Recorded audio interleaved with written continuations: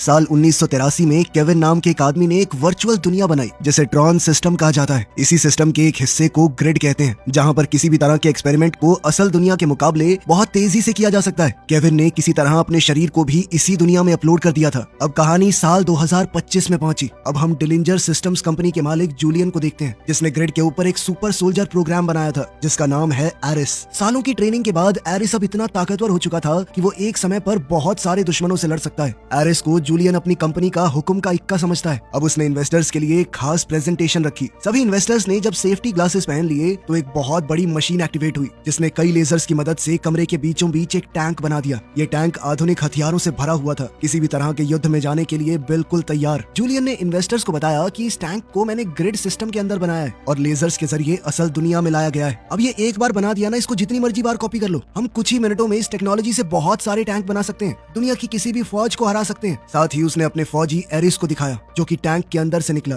उसने बताया कि एरिस बहुत ज्यादा ताकतवर है, उसका पूरा कंट्रोल उनके पास है, तो वो गद्दारी नहीं कर सकता। अगर लड़ाई में एरिस मर भी गया तो फर्क नहीं पड़ता, हम 2 मिनट में दूसरा प्रिंट कर देंगे। तभी बाहर से बिजली कड़कने की आवाज आई तो एरिस ने सबसे कहा कि जल्द ही बारिश होने वाली है। ये सुनकर सब लोग हंस पड़े। इन्वेस्टर्स जूलियन की प्रेजेंटेशन से बहुत खुश हुए और उसके साथ काम करने को सारे तैयार हो गए। इन्वेस्टर्स के जाने के बाद एरिस बाहर गया और बारिश में एक जुगनू को देखकर हैरान हो गया, क्योंकि उसने पहले कभी असल दुनिया में ये सब कुछ महसूस नहीं किया था। तभी अचानक एरिस और टैंक दोनों टुकड़ों में टूटकर गायब हो गए और ये पता चला कि असल दुनिया में ये प्रोग्राम सिर्फ 29 मिनट तक ही टिक पाएंगे। जूलियन की माँ एलिजाबेथ ने उसे चेतावनी दी कि इन्वेस्टर्स को ऐसे धोखा देना ठीक नहीं होगा, उन्हें बता दो कि 29 मिनट बाद सब गायब हो जाएगा। लेकिन जूलियन ने अपनी माँ को बताया कि मैं परमानेंस कोड को ढूंढ लूंगा। परमानेंस कोड मिलते ही उसके प्रोग्राम हमेशा के लिए असल दुनिया में रह सकेंगे। मगर एलिजाबेथ ने उसे याद दिलाया कि 6 महीने के अंदर अंदर कुछ तो करना होगा तुम्हें, वरना ये इन्वेस्टर तुम्हें कच्चा चबा जाएंगे। ट्रॉन सिस्टम के इन्वेंटर केविन ने परमानेंस कोड को कहीं छुपा रखा था ताकि कोई भी इंसान ग्रिड में खतरनाक चीजें बनाकर उन्हें असल दुनिया में हमेशा के लिए न ले आए। और ये कोड कहाँ है कोई नहीं जानता। इसके बाद हम अलास्का में ईव नाम की लड़की को देखते हैं जो कि केविन की ही बेटी है। वो एक प्राइवेट स्टेशन में पहुंची जो कि केविन ने ही बनाई थी। फिर बाद में उसकी बहन टेस ने इस जगह का इस्तेमाल किया, लेकिन फिर बाद में उसकी मौत कैंसर से हो गई। ईव ने जैसे ही कंप्यूटर चलाया उसे टेस का एक मैसेज मिला जिसे देखकर वो बहुत भावुक हो गई। कुछ देर बाद उसका दोस्त सेथ भी वहाँ पर आ गया। टेस ने अपनी पूरी जिंदगी परमानेंस कोड ढूंढने में लगा दी थी और अब ईव और सेथ मिलकर उसके इस मिशन को आगे बढ़ाने वाले थे। 4 दिनों तक जमा देने वाली सर्दी में रहते हुए उन्होंने ढेर सारे पुराने डेटा को छान मारा। आखिर में उन्हें डीएनए की शेप का एक अजीब सा कोड मिला। उस कोड को टेस्ट करने के लिए उन्होंने ग्रिड के अंदर एक संतरे का पेड़ डिजाइन किया और फिर लेजर्स की मदद से उसे असल जिंदगी में ले आए। उन्होंने बड़े ध्यान से स्टॉप वॉच चलाई, ये देखने के लिए कि 29 मिनट बाद भी पेड़ रहेगा या नहीं, लेकिन उस पेड़ का कुछ नहीं बिगड़ा। उधर एरीज फिर से ग्रिड में जागा, लेकिन इस बार वो बहुत डरा हुआ था। उसके दिमाग से जूलियन की बातें जा नहीं रही थी जब वो एरीज के लिए बोल रहा था कि अगर ये तबाह भी हो गया तो दूसरा बना लेंगे। उसकी दूसरी कमांडर एथीना ने पूछा कैसी रही दूसरी दुनिया की सैर। एरीज ने उसे बताया कि बारिश तो कुछ अलग ही महसूस हो रही थी। एथीना को उसकी बातें समझ नहीं आई क्योंकि वो कुछ महसूस थोड़ी कर सकते हैं, वो लोग इंसान थोड़ी हैं। अगली रात एनकॉम कंपनी ने अपनी लेटेस्ट गेम के लॉन्च के लिए एक बड़ा इवेंट रखा। उनका चीफ टेक्नोलॉजी ऑफिसर अजय बहुत परेशान है और ऊपर से मीडिया भी इवेंट से उसके गायब होने की खबर पूरे शहर में फैला रहा था। इसी बीच एलिजाबेथ को पता चला कि जूलियन एनकॉम को हैक करने वाला है, क्योंकि वो जानता है कि ईव भी परमानेंस कोड के पीछे लगी हुई है। एलिजाबेथ ने कहा कि ये बहुत रिस्की है, रहने दो, लेकिन जूलियन ने अपनी माँ की बात को नजरअंदाज कर दिया और अपनी फौज को भेज दिया ईव की यूजर फाइल्स चुराने के लिए। जल्दी ही एरिस, एथीना और दूसरे कुछ फौजी ग्रिड के अंदर एनकॉम के सर्वर में घुस गए। उन्होंने एक खास हथियार की मदद से बिल्डिंग की दीवार में एक सुराख खोल दिया जिससे वो अंदर घुस सके। तभी असली दुनिया में एक गार्ड को अलर्ट का मैसेज मिला। जूलियन की टीम ने बड़ी आसानी से डिजिटल गार्ड्स को मार दिया और एरिस इंफॉर्मेशन ब्लॉक तक पहुंच गया, जहां से जूलियन को एनकॉम के पूरे सिस्टम की जानकारी मिल गई। मगर तब तक सिक्योरिटी प्रोग्राम्स एक्टिवेट हो गए थे। एरिस का ध्यान एक वीडियो में चल रहे इंटरव्यू पर पड़ा जिसमें ईव ग्रिड के अंदर डिजाइन किए गए प्रोग्राम्स और इंसानियत के बीच के रिश्ते पर बहुत अच्छी सोच रखती है। उसकी बातें जूलियन जैसी नहीं थी कि मर गए दोबारा बना देंगे, लेकिन तभी एरिस को दोबारा अपना मिशन याद आया और वो जल्दी से फाइल्स बटोरने लगा। लेकिन जैसे ही टीम बाहर निकलने की कोशिश करने लगी, एनकॉम की सिक्योरिटी उन्हें रोकने पहुंच गई और फिर एक जबरदस्त लड़ाई शुरू हो गई। एनकॉम के पास बहुत सारे फौजी थे, लेकिन एरिस और उसकी टीम किसी भी फौज को मिटाने के लिए तैयार थे। उन्होंने बड़ी आसानी से गार्ड्स को हरा दिया और वहां से निकलने लगे, लेकिन एरिस पीछे रह गया जब उसे पता चला कि उसका एक साथी अभी भी लड़ रहा है। दरअसल उसे चोट लग गई थी। तभी एथीना ने कहा कि ये दोबारा जिंदा हो जाएगा, कोई फर्क नहीं पड़ता, लेकिन एरिस उसे बचाने चला गया। उसने जबरदस्त तरीके से गार्ड्स के वार से बचते हुए उन्हें मार दिया और अपने साथी को बचा लाया। जूलियन इस बात से बहुत परेशान होने लगा कि उसके सोल्जर्स को इतना टाइम लग रहा है और साथ ही उसके सर्वर पर काफी लोड आ चुका था। तभी उसने जानबूझकर अपने प्रोग्राम में धमाका कर दिया, जिस वजह वजह से उसके सोल्जर्स के साथ साथ एनकॉम का पूरा सर्वर भी उड़ गया और यहाँ अजय की प्रेजेंटेशन भी खराब हो गई और गेम का लॉन्च रद्द करना पड़ा। कुछ समय बाद एरिस को अपने कमरे में होश आया और उसने देखा कि उसका जो साथी जख्मी हो गया था वो वापस ही नहीं आया। उसने जूलियन से इस बारे में पूछा तो जूलियन ने कहा कि जो भी नाकाम होगा उसे डिलीट कर दिया जाएगा। ये सुनकर एरिस अंदर से हिल गया। अब जूलियन ने उसे एक नया मिशन दिया, उसे किसी भी हालत में ईव को ढूंढना होगा। इसके बाद जूलियन को अजय का कॉल आया। अजय बहुत गुस्से में था। उसने जूलियन को धमकी दी कि वो 29 मिनट की लिमिट के बारे में पता है तेरे इन्वेस्टर्स को, अगर मैं बता दूं तो। लेकिन जूलियन उसे उल्टा चिढ़ाने लगा कि तेरी मालकिन ईव कहाँ पे है कुत्ते, जिसके इशारों पे भौंकता है तू। इस बात से एजे ने गुस्से में आकर फोन काट दिया। कुछ दिनों बाद ईव और सेथ अलास्का से निकल पड़े, अपने साथ ग्रिड से लाए हुए संतरे लेकर। जैसे ही उनके फोन में नेटवर्क आया, एजे ने तुरंत ईव को कॉल किया और गुस्से में सब कुछ बताया कि क्या क्या हुआ है। ईव ने उसे शांत किया और बताया कि कोड मिल गया मुझे।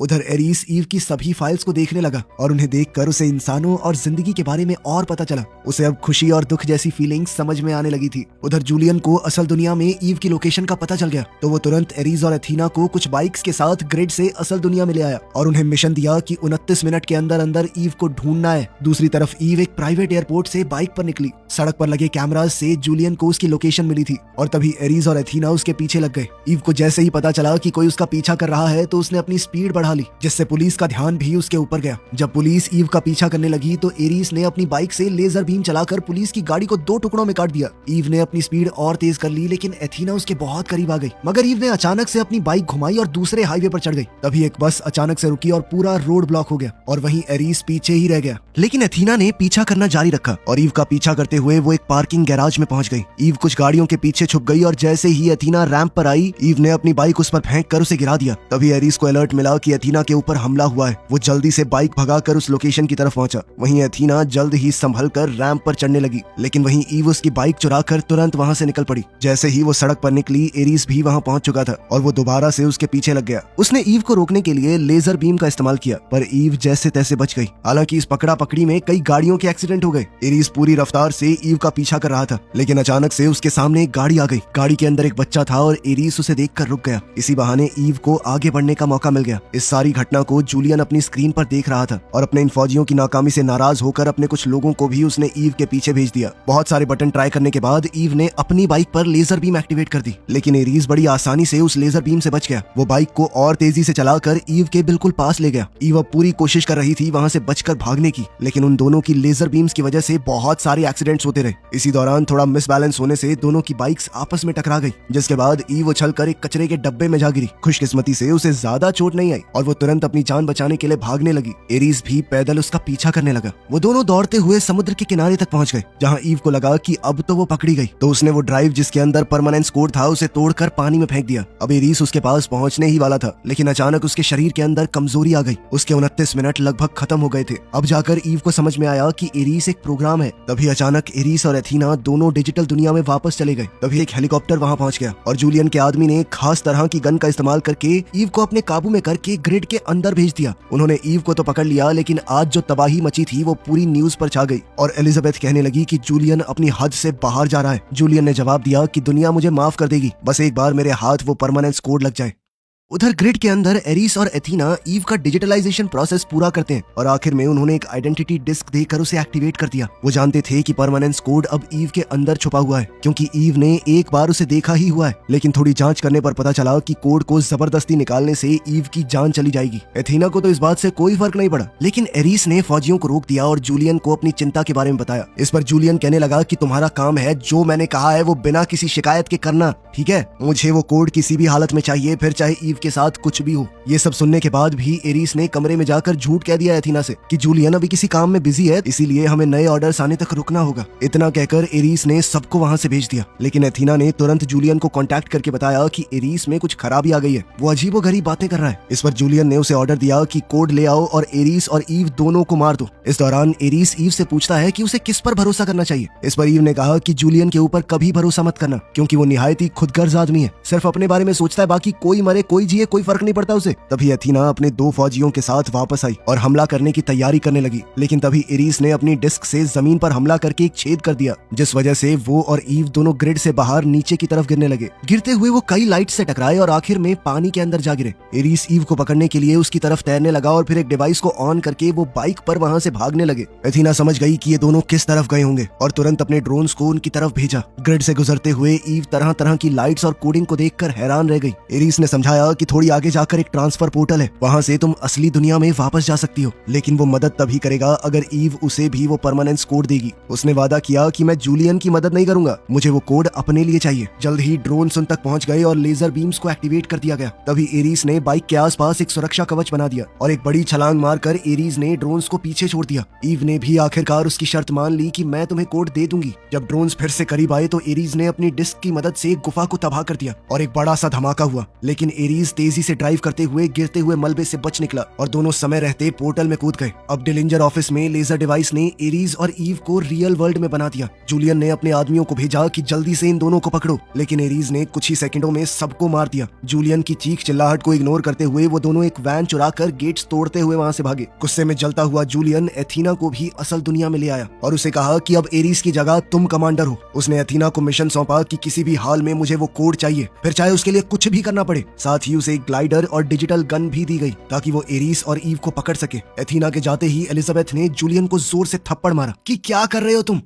रोड पर ईव ने एरीस को बताया कि उसने वो कोड केविन की पुरानी फाइल्स में ढूंढा था, मतलब कि कोड की एक कॉपी केविन के पुराने सिस्टम में भी होगी। लेकिन एरीस ने हिसाब लगाया कि इस पुरानी सी वैन में हम एनकॉम ऑफिस 29 मिनट में तो नहीं पहुंच पाएंगे। तभी वो लोग एक पेट्रोल पंप पर रुके और ईव ने क्लर्क को फोटो मैगजीन में अपना चेहरा दिखाते हुए कहा कि देख मैं फेमस हूँ, मुझे एक बार अपना फोन दे दे, बाद में बहुत पैसे दूंगी। उसने सेथ को कॉल करके कहा कि ऑफिस के अंदर एक डिजिटलाइजिंग गन लेकर उसका इंतजार करे। साथ ही उन्होंने क्लर्क की तेज भागने वाली गाड़ी भी ले ली। ईव ने उस आदमी से वादा किया कि मैं तुम्हें बहुत सारे पैसे दूंगी, चिंता मत करो। गैस स्टेशन के सिक्योरिटी कैमरास पर उनकी गाड़ी दिख गई, जिससे एथीना ने उनकी लोकेशन का पता लगा लिया। एरीस गाड़ी को बहुत तेज चलाने लगा, लेकिन उसके जबरदस्त रिफ्लेक्सेस की वजह से वो आसानी से सारी गाड़ियों से बचकर निकलता रहा। सफर के दौरान उसने ईव को बताया कि मैं तुम्हारे बारे में लगभग सब कुछ जानता हूँ, क्योंकि मैंने तुम्हारी सारी फाइल्स पढ़ी हैं, तुम्हारे परिवार के साथ तुम्हारे भेजे हुए मैसेज तक पढ़े हैं। ईव ने उसे बताया कि प्यार और दुख इंसानी जिंदगी का हिस्सा है। एरीस भी समझ गया कि ईव अपनी बहन के काम को इसलिए जारी रखना चाहती है ताकि वो उससे जुड़ी रह सके। एनकॉम ऑफिस के बाहर पहुंचकर एरीस ने जल्दी से गाड़ी पार्क करने के चक्कर में ठोक दी।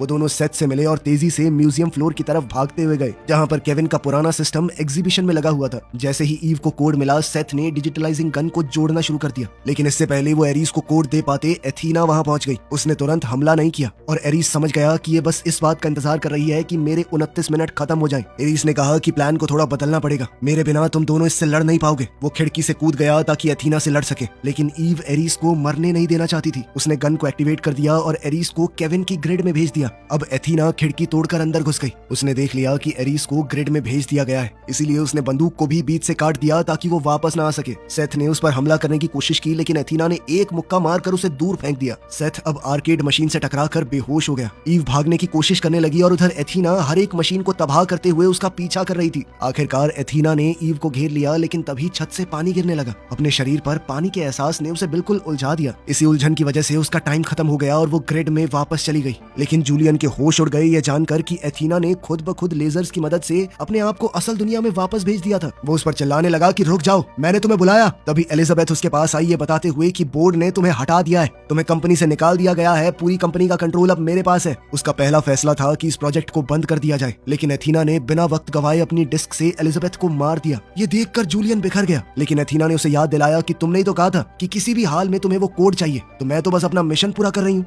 अब एथीना ने अपने 2 फौजियों और एक बहुत ही ताकतवर व्हीकल को असल दुनिया में बुला लिया था। उन्हें लेकर वो अपना मिशन जारी रखती है। उसके जाने पर जूलियन कंप्यूटर की तरफ भागा और सिस्टम को ओवरराइड करने की कोशिश की, लेकिन एथीना ने पूरे सिस्टम पर कब्जा कर लिया था। उधर एनकॉम ऑफिस में अजय तबाही देखकर हैरान रह गया। ईव ने उसे पूरा सच बताया और कहा कि इस बंदूक को जल्दी से ठीक करो, यही हमारा आखिरी चांस है। तभी उन्हें दूर से एथीना आती हुई नजर आई और ईव समझ गई कि जब तक डिलिंजर सिस्टम्स के सर्वर चल रहे हैं, एथीना बार बार वापस आती रहेगी। उसने अजय से कहा कि एथीना की गिराई हुई बंदूक का इस्तेमाल करके डिलिंजर सिस्टम्स के सर्वर्स को हैक करे और उनकी ग्रिड को बंद कर दे। सड़क पर लोग एथीना को देखकर उससे घबराने लगे। पुलिस का एक हेलीकॉप्टर उसे रोकने के लिए आया, लेकिन एथीना ने खतरनाक लेजर्स का इस्तेमाल करके उसे हवा में उड़ा दिया। कुछ ही देर में फौज राज ने अपने फाइटर जेट्स भेजे, लेकिन वो भी कुछ ही सेकंडों में गिरा दिए गए। ईव सड़क पर भाग रही थी, इसलिए एथीना ने बहुत सारी ट्रैकिंग मिसाइल्स उसकी तरफ भेज दी। बेचारी ईव कुछ मिसाइलों से तो बच गई, लेकिन फिर कुछ ड्रोन्स ने उसके इर्द गिर्द घूमकर रोशनी का एक घेरा बना दिया, जिसके अंदर से वो निकल नहीं सकती थी। तभी एक फाइटर जेट एथीना के व्हीकल के इंजन से टकरा गया, जिससे उसने कंट्रोल खो दिया और नीचे गिरते हुए कई बिल्डिंग से टकरा गई। उधर केविन की ग्रिड में एरीज केविन की ही एक परछाई से मिला, जो कि इस पूरे सिस्टम को बनाने वाले इंसान केविन की ही एक कॉपी थी। एरीज ने कहा कि अगर तुम केविन हो तो तुम्हारे पास परमानेंस कोड भी होगा। देखो, वो कोड मुझे सिर्फ अपने लिए नहीं चाहिए, मैं जीना चाहता हूँ ताकि ईव को बचा सकूं। तुम्हारी पोती है वो। एरीज की बातें केविन को पसंद आई, इसीलिए उसने परमानेंस कोड दे दिया और उसे एरीज की डिस्क में डाल दिया। एरीज ने अब अपनी डिस्क का इस्तेमाल करके एक रोशनी की बीम में कदम रखा, जो उसे केविन के पुराने बेसमेंट में ले गई। शहर में एथीना अब अपने टैंक में बैठ गई थी और उसने तेजी से जाकर ईव को पकड़ लिया। अब उसके वापस जाने के कुछ ही मिनट बचे थे, इसलिए एथीना ने अपने रास्ते में आने वाली सभी गाड़ियों को चकनाचूर कर दिया। अचानक एरीज सड़क के बीच में आ गया और उसके सूट पर नए रंग चमकने लगे, जो बताते थे कि अब वो पूरी तरह आजाद है। एरीज ने अपनी डिस्क को टैंक पर फेंका, जिससे टैंक ने कंट्रोल खो दिया और क्रैश होकर टुकड़े टुकड़े हो गया। अब एरीज भागकर ईव के पास गया और देखा कि वो ठीक है। उधर एथीना फिर से सोल्जर्स प्रोग्राम के साथ वापस आ गई और तीनों एरीज पर हमला करने लगे। ये लड़ाई बहुत मुश्किल थी, क्योंकि वो सब भी एरीज की तरह ही ताकतवर थे, लेकिन एरीज ने दोनों सोल्जर्स को गिरा दिया। हालांकि इस प्रोसेस में उसकी डिस्क गिर गई। अब उन दोनों से लड़ने के बाद वो काफी कमजोर हो गया था और एथीना उस पर हावी होने लगी। जब वो एरीज को मारने ही वाली थी, तब ईव ने ऐन वक्त पर डिस्क उसकी तरफ फेंक दी। एरीज ने जैसे ही डिस्क का इस्तेमाल किया, हमले को रोकने के लिए एथीना का हथियार बीच से टूट गया। फिर एरीज और एथीना दोबारा से लड़ने लगे और इस बार एरीज उस पर हावी होने लगा। उसने एथीना का हाथ काट दिया और वो उसे खत्म करने ही वाला था, लेकिन तभी अजय ने डिलिंजर सिस्टम को हैक करके उनकी ग्रिड को ही उड़ा दिया, जिसके बाद शहर में डिलिंजर सिस्टम्स की मिसाइल ऊपर से ही गिरने लगी और एरीज ने एथीना को पकड़ कर रखा जब तक वो बिखर कर धूल नहीं बन गई। इसके बाद एरीज ने ईव से कहा कि ग्रिड सिस्टम को तुम्हारी जरूरत है, और फिर वो पुलिस के पहुंचने से पहले ही वहां से गायब हो गया। बाद में मीडिया ने इस इंसिडेंट को कवर किया और डिलिंजर सिस्टम्स के ऊपर कई केस लगे। पुलिस अब जूलियन को गिरफ्तार करने के लिए उसके ऑफिस में पहुंच गई, लेकिन इतने में जूलियन ने खुद को ग्रिड के अंदर भेज दिया ताकि वो गिरफ्तारी से बच सके। कुछ हफ्ते गुजरते हैं और अब ईव परमानेंस कोड का इस्तेमाल करके दुनिया की मदद करती है। सिर्फ एक बटन दबाने पर खाना और दवाइयां असल दुनिया में आने लगी। फिर एक दिन उसे एरीज का पोस्ट कार्ड मिला। वो पूरी दुनिया घूम रहा था इंसानियत को समझने के लिए। वीडियो पसंद आई तो लाइक कर देना, चैनल को सब्सक्राइब कर लेना। मिलते हैं अगली वीडियो में।